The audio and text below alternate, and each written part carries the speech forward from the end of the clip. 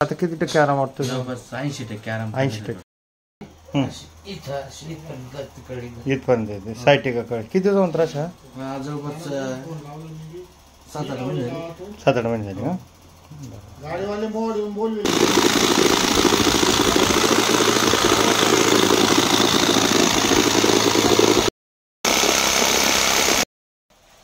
आता का कुठून आले म्हटलं आपण? करे संगम करे संगम. तुम्हाला काय त्रास होता? सायटिका त्रास होता. सायटिका त्रास होता. आता काय वाटलं उपचार केल्यानंतर? बऱ्यापैकी आराम आहे. बऱ्यापैकी आराम. पायाला कळ होती. हा.